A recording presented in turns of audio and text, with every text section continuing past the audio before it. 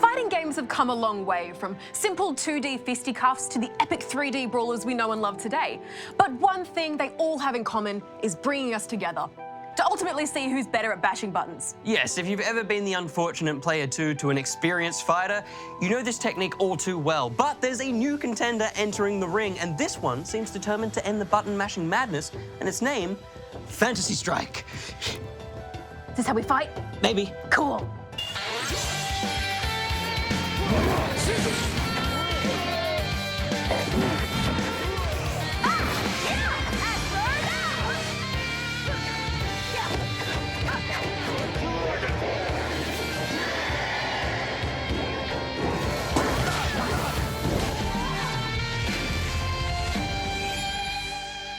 Fantasy Strike was developed by an ex-Street Fighter dev, and on the surface, it looks like just another fighting game.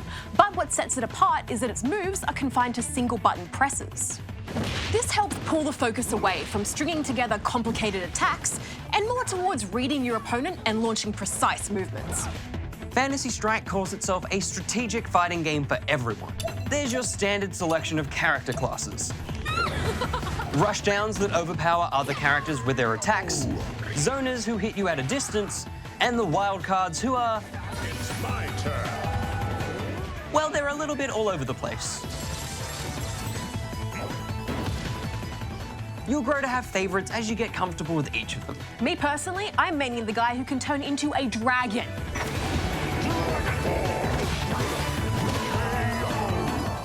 In a scuffle, you've got your standard attack, special attacks, and super moves, which can only be performed once you've charged your meter. These can all be changed up depending on what angle you're pointing your character at, or if you're trying to do a combo. But that's about as tough as it gets from a technical standpoint. And because there's no crouching, you don't have to worry about sporadically blocking hits from all directions. You just have to pull back at the right time, which is still a challenge in itself. There's also the ability to throw your opponent. To counter this, you must use one of Fantasy Strike's unique features, the Yomi counter.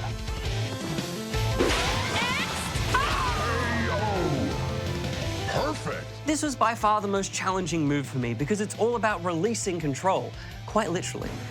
If you spot the grapple coming, you have to stop moving, and your character will automatically launch into a flashy counter move that can seriously turn the tide of a fight.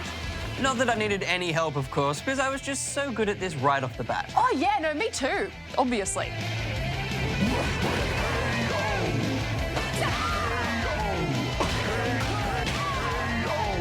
You lose. Yeah, I definitely went into this game with this idea that a more simplistic control scheme would mean the fights would be easier. And I was very, very wrong. The focus on precision, coupled with the small health bar, means that just as a well-timed maneuver can save you from certain doom, a misplaced one can put you right back in the frying pan.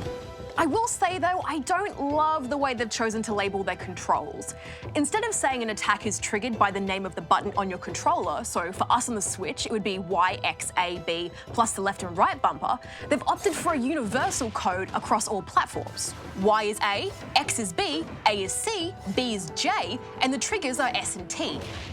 It just made things unnecessarily complicated. Yeah, but you do get used to it after a while, and that's actually one of my favorite things about Fantasy Strike. You're constantly learning and adapting. On that we can agree. Look, despite my issues with the controls, it's probably the most fun I've had learning in a fighting game because it feels manageable, you know? You're not trying to memorize 1,000 different moves, you're just trying to master a handful. And there's plenty of resources available in-game, with each character having a rundown of their movements, as well as in-depth tutorials narrated by the developer. Setsuki is a rushdown character. She has only 5 hit points, tied for least in the game, but she makes up for it with her ability to overwhelm the opponent with speed and tricks. There are also heaps of opportunities to do some practical testing to see which character class suits you. Some of the modes included in the single-player campaign include the arcade, where you can go toe-to-toe for 6 rounds with a series of AI opponents. Survival, where you go up against steadily more powerful foes in quick succession. And Boss Rush. Here, for each round you win, you gain a power-up, which you keep adding to until you're defeated.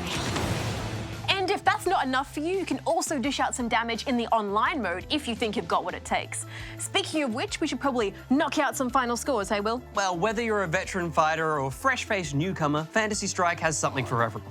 Its snappy response times, weighty hits, and dedication to teaching players a new way to approach an old genre make it not only a fun game, but a learning experience to boot. I'm giving it 4 out of 5 rubber chickens. Despite my gripes with the controls, Fantasy Strike does a good job of not only teaching you to flex your thumbs, but also your mind as you outthink and outmaneuver your opponents. And I really enjoyed myself once I got into the swing of things. So I'm giving it 3.5 out of 5 rubber chickens. Did you get it? The swing of things? Yeah, because you swing when you go to, yeah, you swing. Well...